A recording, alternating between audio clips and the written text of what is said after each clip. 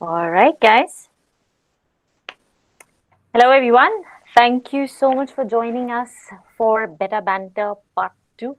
And before we go ahead, just want everyone to know that this call is being recorded so that we can share everything that Suma and Amrit talk about today with everyone who's not able to join live.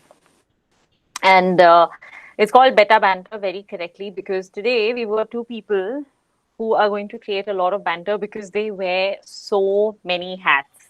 Time to embarrass both of you. Suma, I'll start off with you. So, Suma is a chemist by training, which was not something that I knew at all.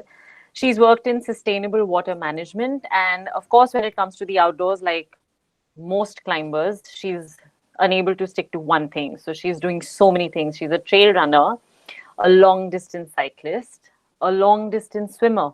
And by long distance, let me give you context. She has swum the Palk Strait in 2023. Thank you so much for those supporting visuals.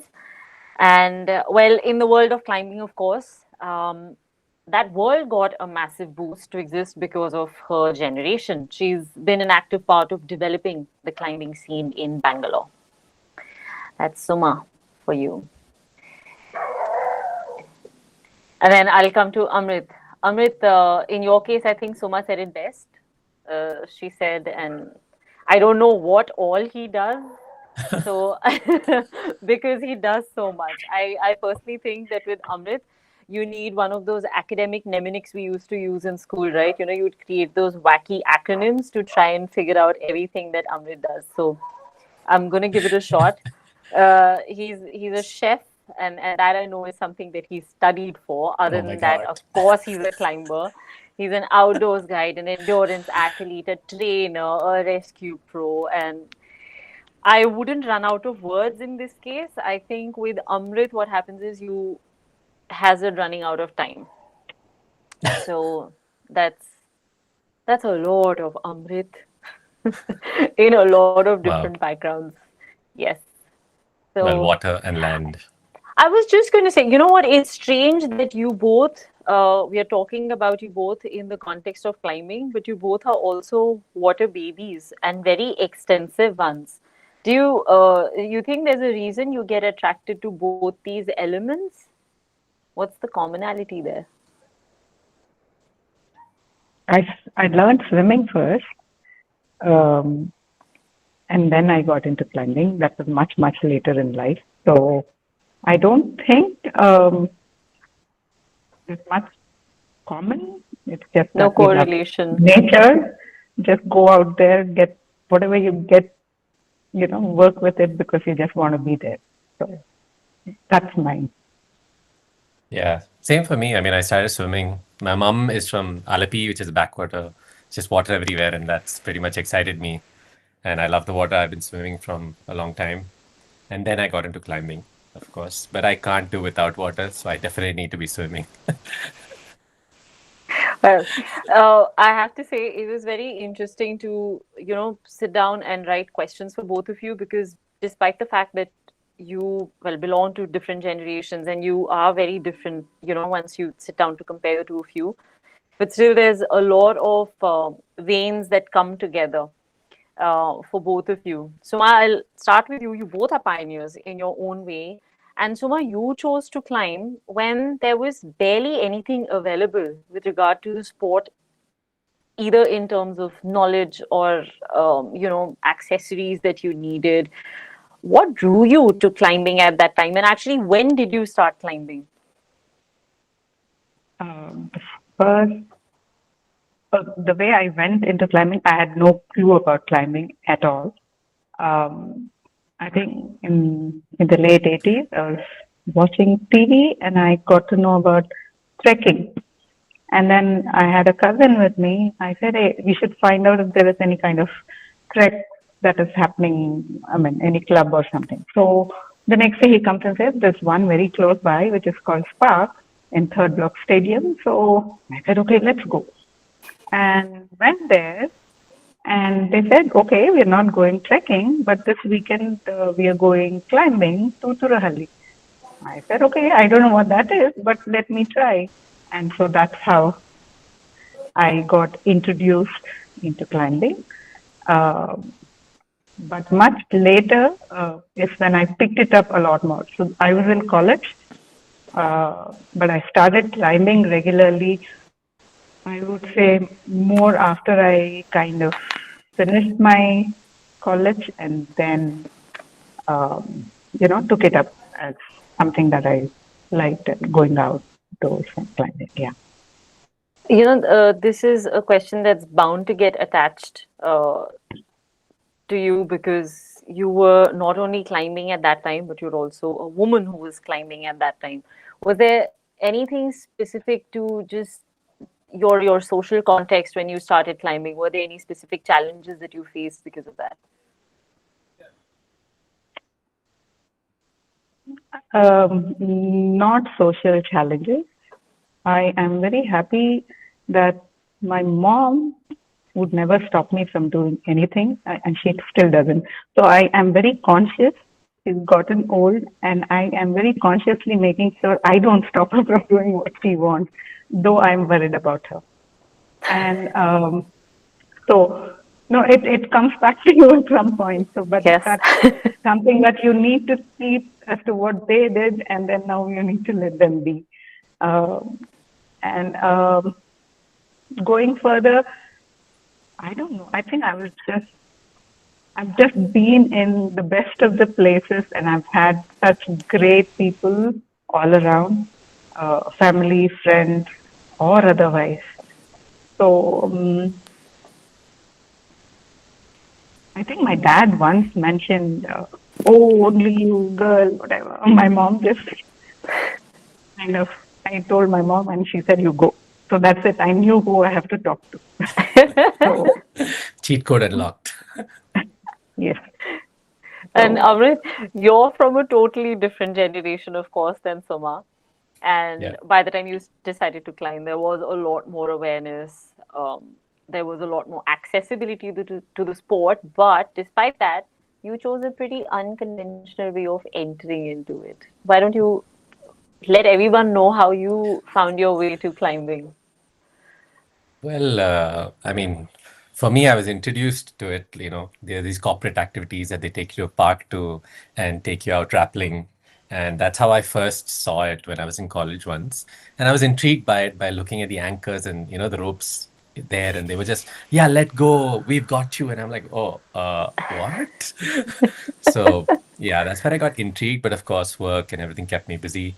But when COVID happened, I was like, yeah, I'm not gonna just stay home and not do anything. So I decided to learn. So I invested in a harness, a rope, and 6 carabiners and a belly device. And that's where I started my systems alone. For the most time, I climbed alone for a while. I learned on my own, and then I ended up meeting the community, BCI and Sohan and Nikhil and all of that. Subbu, Ishan, these are the first people I met from like who are climbers, other than myself, because I was just self-taught mostly and trained, and I learned all the things at that moment. So that's where I started and got into it. And I came up with my own systems because I didn't have the gear, I didn't have stuff, but I figured my own things, and I was just living at one of the crags and yeah, climbing and Uh, just cooking food.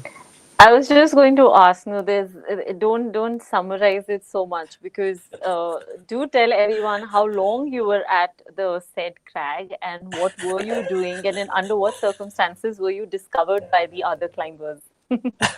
Well, I was just living there on and off with a friend or two who I would invite and just live there. I had a stash in a cave of water and supplies that I would just replenish each in and out. But I would mainly camp, wake up, cook my breakfast and my lunch, put it up in the tree, go rig, climb, figure out my own climbing systems. And yeah, I stayed there for a while. I mean, a lot of time during COVID, I was living outside, just out there because either you're stuck at home or you're living out there. So out there felt better. So yeah, 4 5 days easily at a stretch, and then you come back to replenish stuff and go back. That's pretty much how I got into climbing. And at that time, I was documenting climbs because I didn't know about guidebooks. I didn't know where climbs would be. And the only thing I knew was mountain project that I saw. So I was uploading things, trails, all of that. And then when I met the community, I realized that, well, it's all documented for 35 years. So yeah, that was really good because getting to know the history, like Suma going and climbing and like getting to know the names, like I'm fascinated by that. So that was something that got me stuck into it. Yeah. So, how did you discover the crag itself? Was it just a blind shot, or did you speak to someone? And did you, was there some method to the madness there? No, actually, it wasn't through climbing. I went to Yedamadu the first time trail running, and with a friend who we took some other friends and we went like hiking, and we went to the cave there and we explored it and all that. And that's my first time long ago, and that's really long ago. Mm-hmm. And then a few years later, I went trail running on my own. Then I took my brother there. We went to the cave, camped. So that's how I started going to Yedamadu. I didn't know it was a climbing area. I just didn't know, like, yeah. A good job. You found the right place, even though you didn't know what you were looking for. So, well done. Yeah. I mean, a bunch of places were like that I bumped into. There's this rock on the middle of the road when you drive from Kerala to Bangalore. And I ended up just stopping there and asking my brother's wife, they were just newly married. And we were driving my mom and her and me. And I told them, hey, can you just drop me here on the road and just come pick me up in the evening, maybe? And that's how I went to this place called Shulagiri that apparently there are routes on long ago. And I went there, I rappelled down 3 pitches. I figured some top rope climbing on it, like top rope soloing system on it. And I came back, I posted it, and that's when others were like, oh, how'd you go there?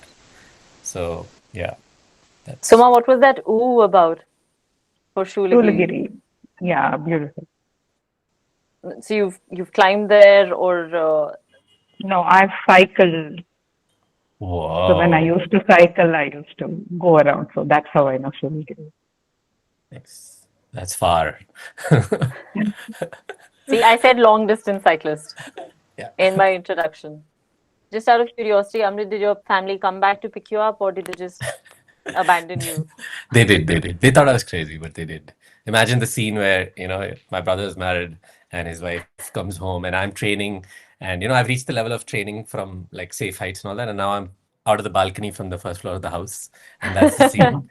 So that was the scare that I put at home.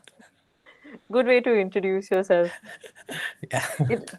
It, it's also interesting that both of you have had to step away from climbing at different stages in your life. Suma, you had you'd been climbing for a while, and then you had to step away to take care of your family. You raised a daughter, and I think you were away from it for about 12 years, and then you got back to it. Honestly, when I heard that, I was astounded, because I think even a small gap of a few months makes such a drastic difference in your ability to do routes that you were earlier maybe flying up on, that it takes, I don't know what sort of effort to go back after such a long gap. So what took you back? And what did you manage to take your daughter along with you then? So I'm saying this to everybody. Whenever you think that something is not going well for you, just step back and wait. Be patient. You'll see why. Maybe that's a better way for you. So when I had my daughter, I could not go climbing, and so that's why but I had to be outdoors, do something, and that's how I came, started running and cycling, which I could just do it for an hour and get back home, but I didn't have to spend half a day going out climbing and coming.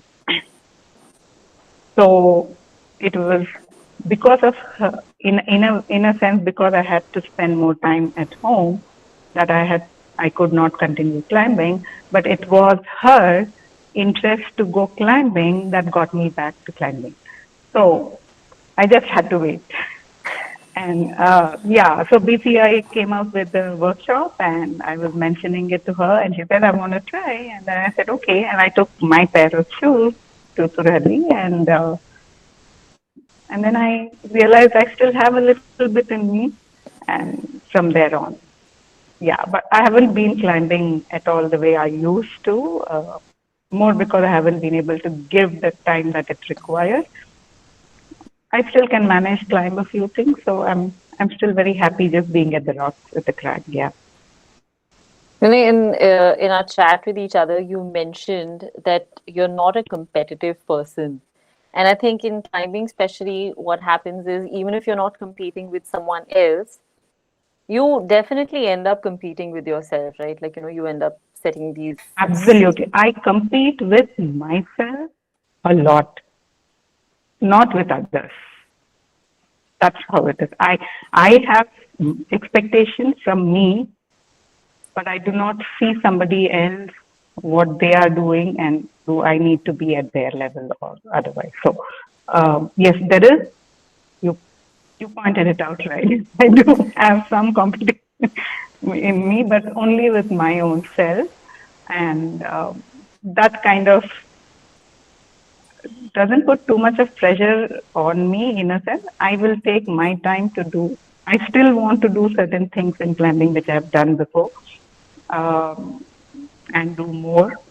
Uh, it might happen whenever. I will be patient. Like I got back to climbing, even that will happen sometime maybe. Yeah, Amrit, age I'm is not a gonna. number for it for sure. Oh, absolutely. I'll Absolutely. Yeah. I'll share a brilliant case study off the call, which had to do with basically discrediting age and capability in a good scientific way. So I'll share that with you for sure. Hmm. Amrit, your pause, well, came in a very tragic way. You went through your sacking accident, and um, Yep. honestly, when you get to know about something like that, I think there are two aspects to it. One is how debilitating it can be, and I think it's very hard for anyone to imagine the sort of strength it takes to just get back on your feet. And then you went ahead and got back into everything that you were doing prior to that. What reserves of, I don't know, mental strength did you have to go into to do all of that? Well, I mean, yeah, I mean, getting back after injuries, like, sadly, like, kind of like right now as well, what's happening with me after a bunch of injuries. But a while ago, it was like also a lot of stuff, and I had to relearn how to do a lot of stuff. But I feel the sports I was doing is why I was able to get back, because I wanted to have fun out there in the outdoors, like I was doing swimming and cycling and doing triathlons and long distance swimming and fishing and all of those things. And that's kind of, I think, how it motivated me. Like, I know every time I start again, it's hard because a 1 kilometer feels like so hard. Like getting back to swimming is like, oh, and I'm easily doing 5K usually or something. So it's hard, but I think same like in climbing, you just get back after a while of break, and like right now, I was looking at it every day. I don't know if this is something that all of you have seen, but your layers come off, like the climbing layers off your hands and feet, like it all just goes away, and you just have this different soft skin that Soft comes back skin. completely, and you just can see it for weeks and weeks, or actually month, that, oh, I'm not climbing at all, and I'm gonna have to like start from zero again. So it's a little hard, but yeah, I think being out there with the community and everyone, it's just fun to sit there as well. And yeah, I enjoy making anchors, so I guess that's what I'm going to do. Go out. And I love teaching, so I'm glad I can now slowly get back to walking and doing things. So yeah, that's, I guess, how what keeps pushing me to go out and, not stop. Sorry, I just had to because it's damn Thanks. hard. Yeah. Yeah. And also, it's evident that your family is making you do a lot of dishes if the skin layers are coming off faster than they should be.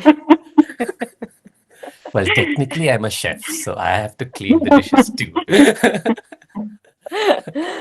Well, since you mentioned teaching, there was something I discovered about you, Suma.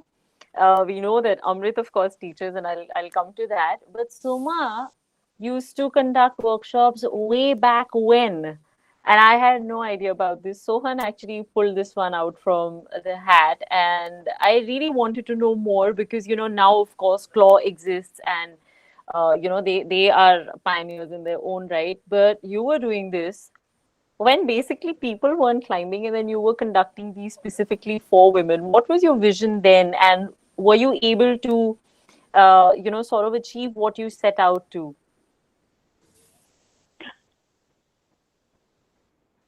lost you there, but um, Do okay. you want me to I think repeat the question?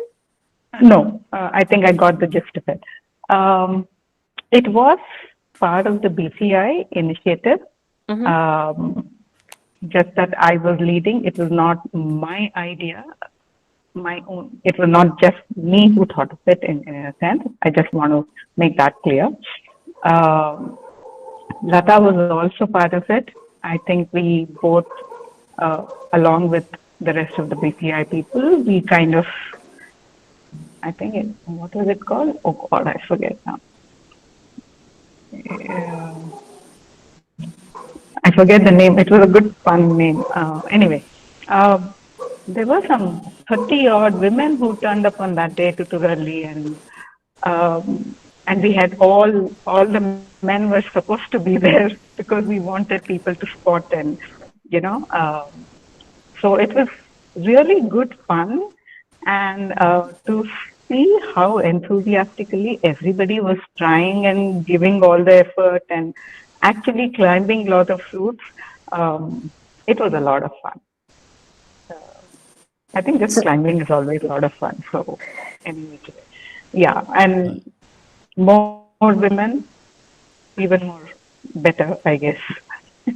Yeah, But was not it not only not the my idea at all. Huh. but was that the only workshop, or did you have more follow-up workshops as well? I, I I don't remember. I think that was one, and then I did not. I was not part of BCI for. I was there for a bit, and then I got out because I had other commitment that I had to, and I could not spend more time there. Um, Not very sure.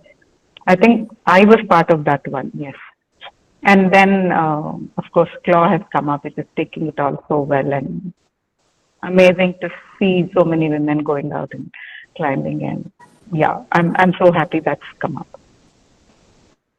And then Amrit is there, of course, who's almost like an institute unto himself. Amrit, why did you? Oh, come on. I mean, you know what I mean, na? You're like a one stand teacher Oh, like that. team Yes. effort. Haha. Matlab, if I have to, if there's no one else, I'll be like, Amrit, I need help with this. Can you please teach? So, but what drew Whatever you I know. to? Yeah. So, what drew you to training at the start?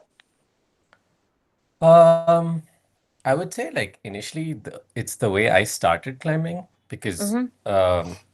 the only other like a little bit of teaching that I ever saw was BCI online. And to be honest, I was never able to join. Like I did try to like come for a workshop, but times didn't match. And like of course, I would look at the systems and I'm like, oh, I don't think I'm a climber yet. I need to become a climber and then I need to go meet them. I can't go for intro workshop because I don't have the gear. Look at all the gear. And I'm like, overthinking it basically before I, you know. And even when I came to Bangalore, I was like, okay, now it's COVID. I can't meet them. So I feel like I just started teaching after I trained a lot and I just wanted to perfect my system in in whichever category of small things I know and just remember it as basically. And I like maybe it's from my experiences in the outdoor of maybe a crash and the incidents after that and all that. But I have this huge sense of not wanting anyone. Like, I got into a huge crash. I wouldn't recommend it to anyone. Don't do that. Don't get injured.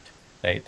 So, like, I think that's where it comes from, where I'm like, oh, you need to learn this Tell us a little perfectly. more about this crash, please, instead of bypassing it. What is this huge crash?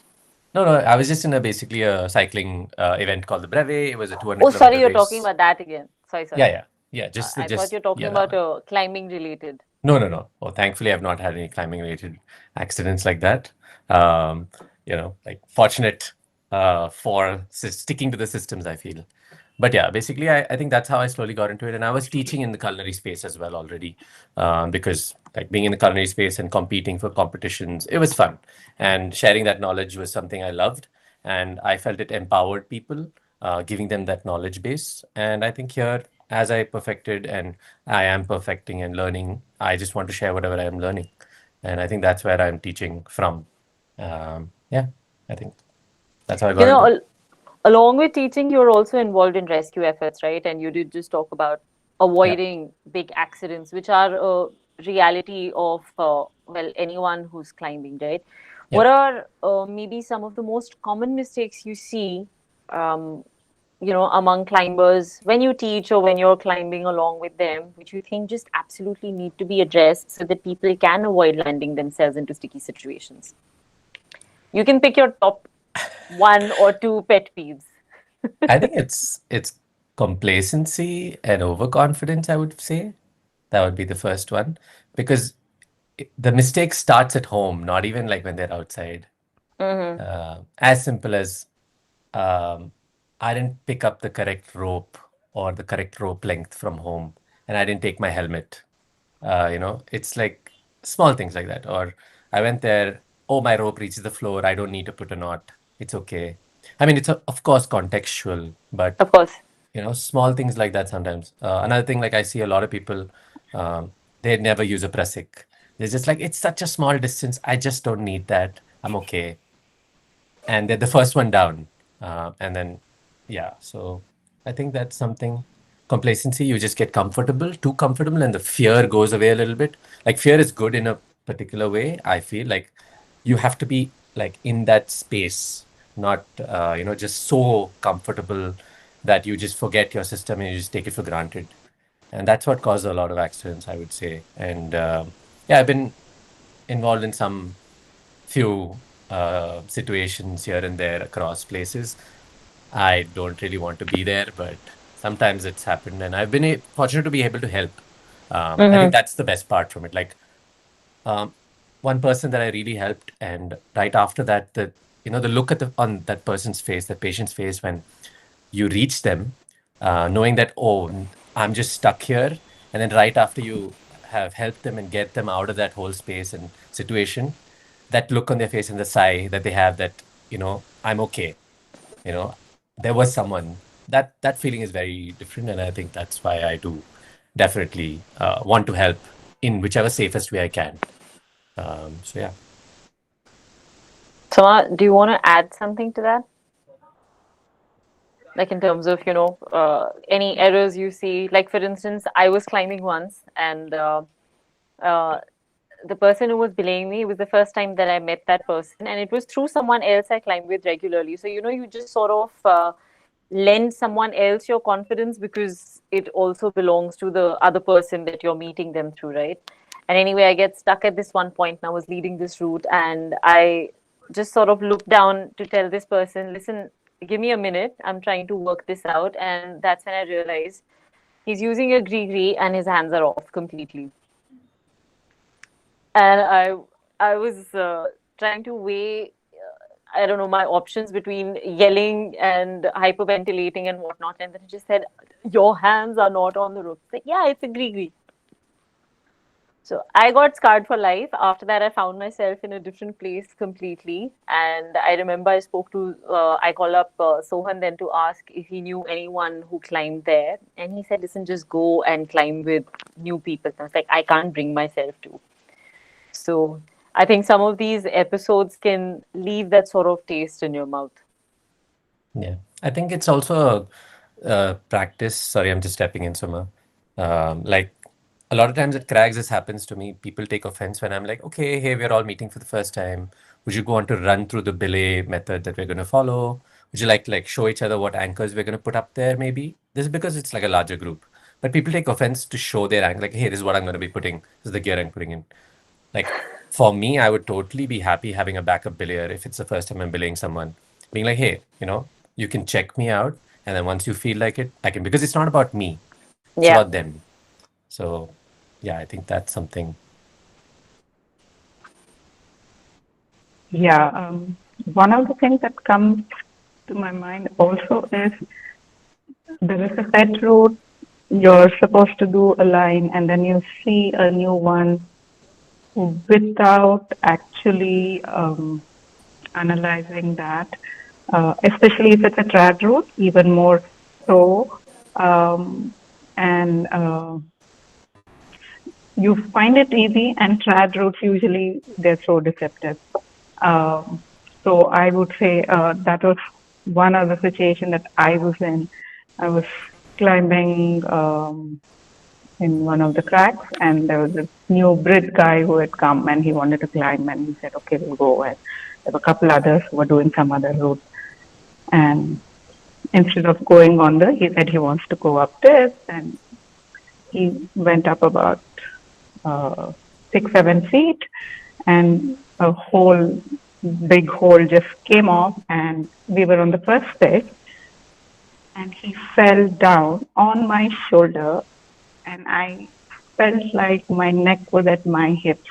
Like that was, and then people came up, did the spine check and everything, and then, but that accident kind of took about 7, 8 years. During winters, my back used to be frozen, and it used to be really, really painful. Even now, certain parts, but it's much better. But then back then, I didn't know of physio. I didn't know what I should be doing. And first 3 days, like my mom and my sister would hold my hand to make me sit and make me lie down, and it was really bad. So especially trad and unknown routes when you're exploring, I think I'm sure if somebody else was there, they might have wanted to, check a little more. Maybe I should have done that too. I don't know. You were in that. So if you're looking at new routes off from what you're planning to, a little more of, uh, yeah, not that I was right there, but yeah, shouldn't be happening like that, I guess. But I did learn lots from that. Amit, one of the questions that was asked by, just a moment. Okay. Amit, one of the questions that was asked by the climbers in the community is, how can one earn money by working in the outdoors? Or how much can one expect to earn? You can laugh loudly, it's okay. I mean, I think that's a very good question. However, I don't think I'm the perfect person to like answer that yet. Maybe in few years, but I think the first thing, like first layer to that question will be like perfecting a bunch of outdoor skills, and it varies. It's not just climbing only. It is of course climbing, and then there's guiding and mentoring, and then there is safety, which is first aid, wilderness first aid, and then there's search and rescue and preparedness, general preparedness. Once you're there, and then you are like a very good qualified individual, then you can definitely apply for jobs. And in India, there are very, I would say, guiding, like technical guiding isn't a thing. When you say guide, everyone thinks of it as a person who takes you up on treks or Yeah. walks with you in the forest as a mentor or someone for the day. That's what they look at as guides. But usually, if you go to any other place and you hire a guide, it's a learning day. They're your teacher for that day and there to teach you whatever you want and keep you safe and take you up on a project or a kind of climb or activity, whatever kind of activity you would like to for that day. So yeah, like getting yourself into that sort of a guiding system, you definitely have to start in another country because India is still growing up to that. But yeah, there are a lot of different avenues in the northern region of India. Southern region is still catching up, I would say, in terms of guiding and trekking. In terms of government officials, I have been fortunate enough to work with a couple of state governments for different projects, teaching courses and other things. And same, like all those are basically like paid outdoor work. But again, it's so niche. It's very niche, and Yeah. the volume is very less. So banking on just that is a little hard. Yeah, I think that is like my take. Yeah. No, so in case of the state government gigs, for instance, did they get in touch with you or did you Yeah. pursue them? No, they got in touch with me. Which means that you would have to make some sort of an online presence felt, right? Because for them to be aware that you exist. Yeah, I think it's in the community. Like as you keep doing, see, for me, I pursue it as a passion and I keep going opening routes. Like in Kerala, I've put up a lot of routes and there's no one who climbs there on those routes. I know the handful of small climbers, but no one goes on those routes and climbs there. Like I'm the one who goes there. Like now I haven't been there, suppose for a year, there's no one gonna go there for a year, you know? I'll bring a whole group of climbers from Bombay, I promise. Sure. Sure. Yes, please. So yeah. But basically like the courses are also going towards adventure activities. So if you Mm-hmm. see that a lot of adventure parks are coming up and adventure activities, zip lines, different like the most recent, which is the dining on a high-rise crane structure, which is like an adventure space. Then there's bungee, adventure parks with zip lines and all that. So those are multiplying. The volume is going really big right now. So operators in those space that is the avenue that right now people are training, governments are working to train and make them more qualified and much more comfortable and safer, not just the safety norms. So that is another space that you can definitely get certified and go to work into. Then, of course, there is in India, IRATA is picking up quite a bit. There is a small community of arborism also, which is Mm-hmm. another avenue of adventure and money generation. These are all niches, though. So yeah, I think And I think this is a lot of improvisation as well, because anyone who asked that question would not have thought about arborism for sure. Like, they're probably just thinking, I run my own, I don't know, outdoor activity sort of theme.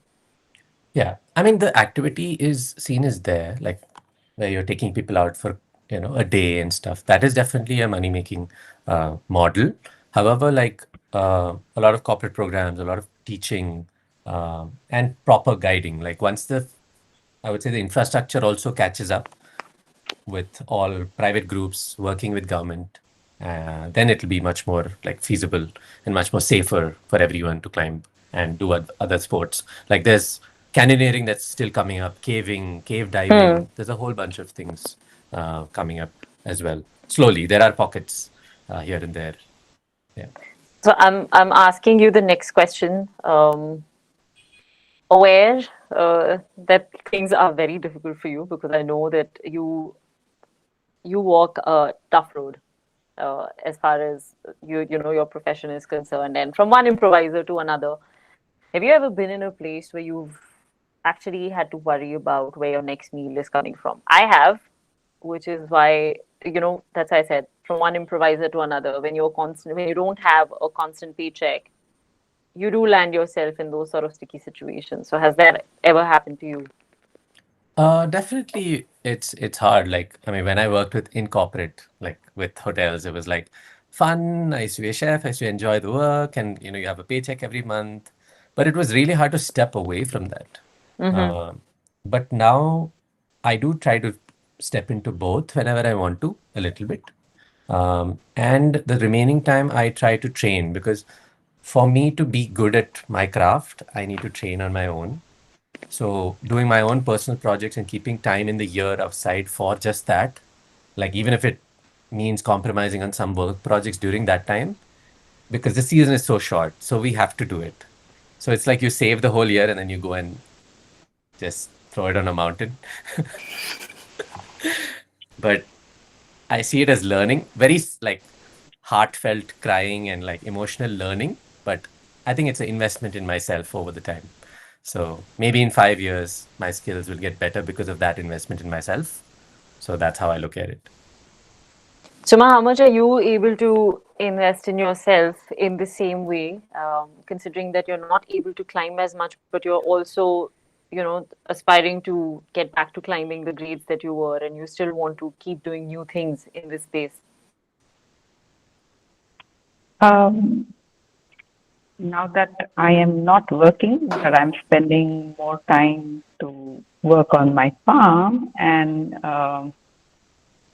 which means I have a little more time. My daughter is grown up. I don't have to specifically do anything for her, but I have my mom-in-law, other old people. So there is still a lot of things that needs to be done, but everybody is grown up now.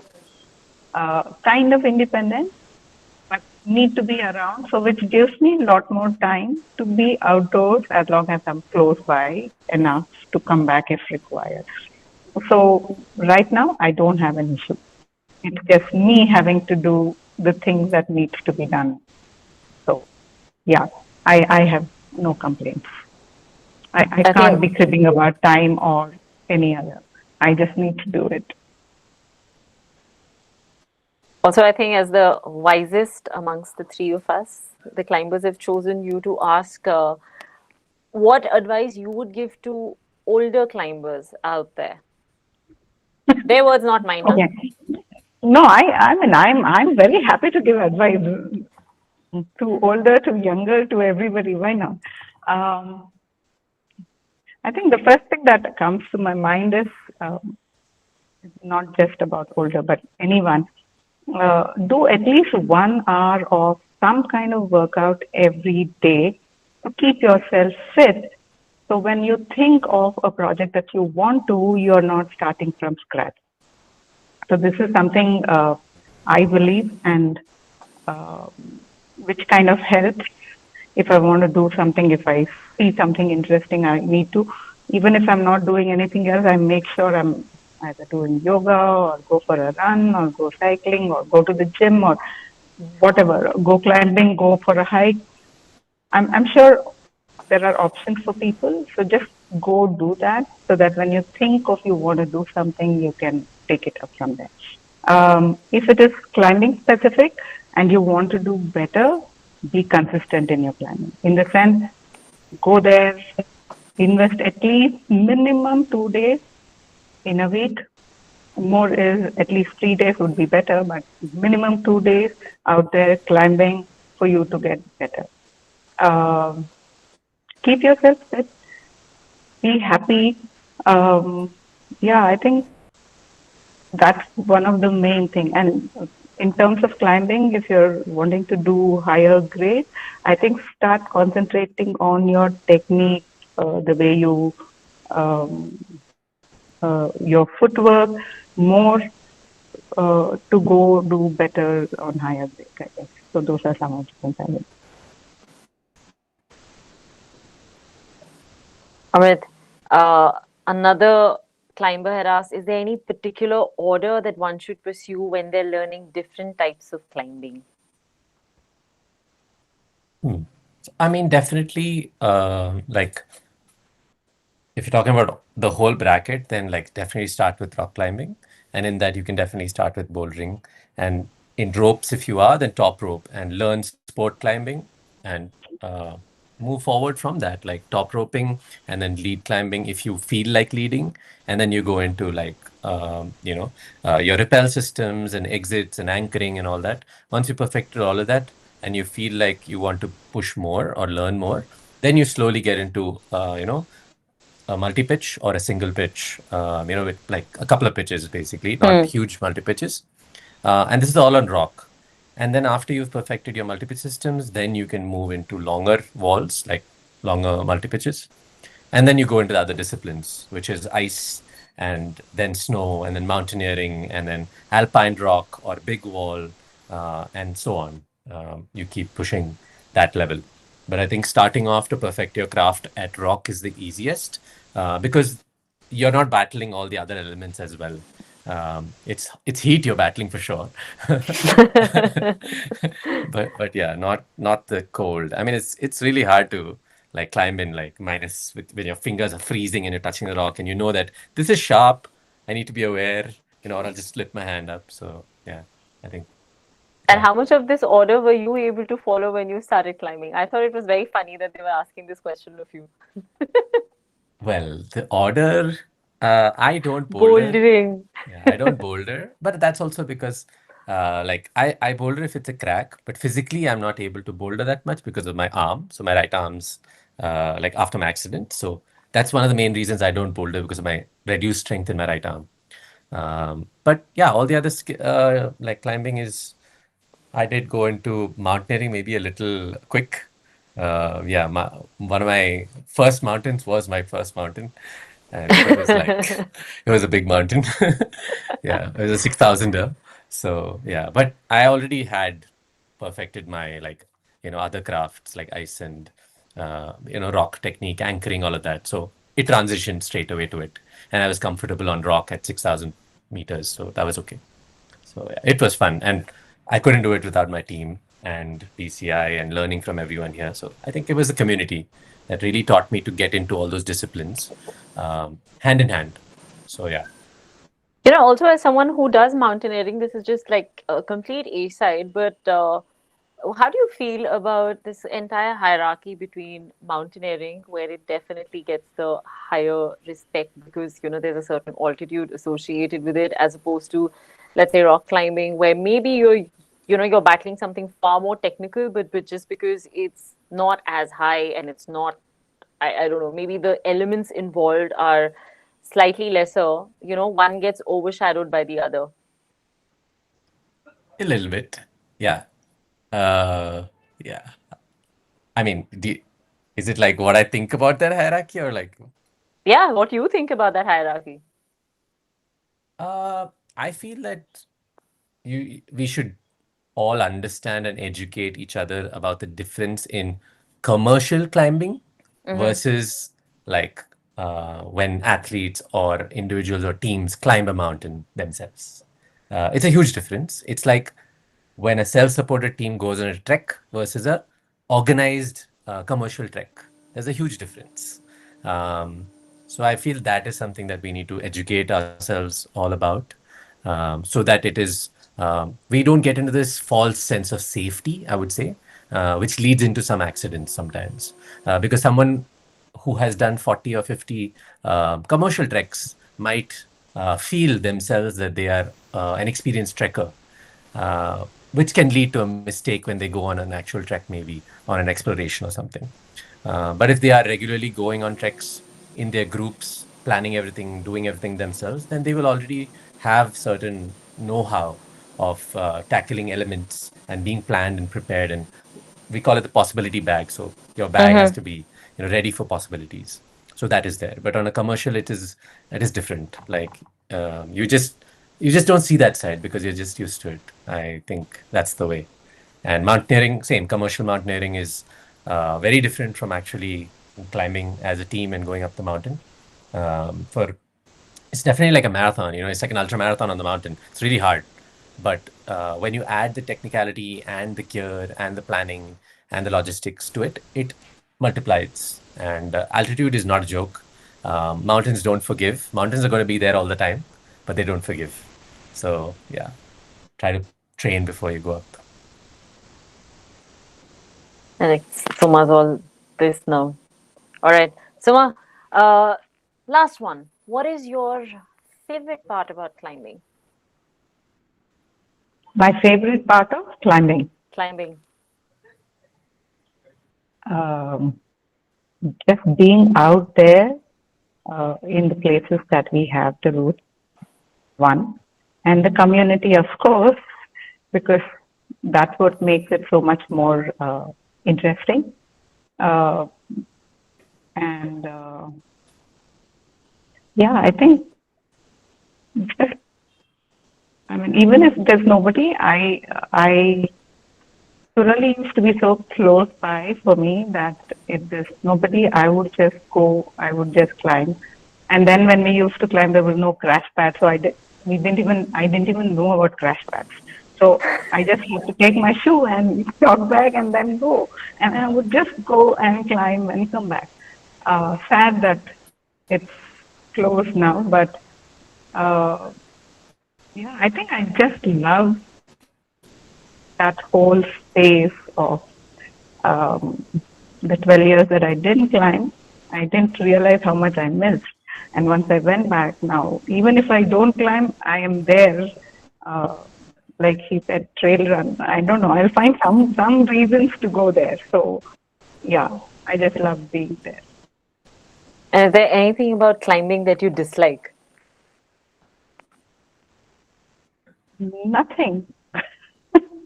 There is nothing that I dislike at all. I can't think of one. I hate Hard long route. runouts. Come on, Suma. Give us something. I hate long runouts until I've clipped it again. I'm like, No, I hate hard routes because then I can't lead it, which only means I need to train for it, right? So what do I hate about it, or what do I not like about climbing? all right. I don't know. I guess I look at it that I have to Um, work on more. That's it. Maybe for me, it's I'm getting not life having enough lessons gear. from Suma. Sorry, what? Sorry? No, I'm saying for me, it's the feeling there's not enough gear. Even though you have a lot of gear, you're like, oh, you need that. I need more gear. I don't have enough. It's like you need more gear. You should remember we came from that era where there was no gear. So for me, Exactly. any gear is more gear. So Exactly. I I, know. I can't even talk about that. Yeah. So yeah. No, you're just like, oh, I need that one thing more, and I'm just like, no, no, no, no, don't get it. And this is Yeah. Yeah. probably when Amrit has two ropes on him while climbing. So, Well, 60-meter rappels, yes. better than 30. Mm. And what's your favorite part about climbing, Amrit? I think it's the puzzle and being up there and like looking around. I love looking behind and looking down. Like when I look from the anchor stations and I look around and I see the majestic, you know, the beauty and how it just feels up there. It just is so cool. And then it's the puzzle. I love the puzzle of building anchors and solving it together. Yeah, it's really fun building anchors. I remember a time long ago when me and Sohan used to climb in Yadamadu and we used to be like, no, I'll build the anchor, I'll build the anchor. And then yeah, it was super cool. And then we would build different anchors at the same place, the same things. I'd be like, oh, why did you do that there? Why did you do that there? So yeah, it was super cool to learn from Sohan. Yeah. I hope you were clipped somewhere when those multiple anchors were being built. Yes, yes. Well, all right, guys. Safety first. Supriya is making sure of it. Yes. We all know how carried away some people can get when they get talking about systems and well, just in general. For all one might get a cup of coffee over there at the top of the route and be like, I'd like to examine this closer. I'm not taking names. All right, guys. Thank you so much. This was a lot of fun and very enlightening. And thank you, everyone, for joining in. It was very nice to have you all over here. And yeah, do we have any questions from the people who are here? You guys can probably type in something. Just thought I'd quickly check before we officially call it a close. We've got a lot of good listeners. All right, guys. Then thank you so much, and we will be putting this up shortly. Shivani and team will keep you all updated about when this goes up on YouTube. And yeah, good night. Thank you. Thank Good you. night. Bye. Thank you so much, everyone. Thank you. Bye bye. Thank you.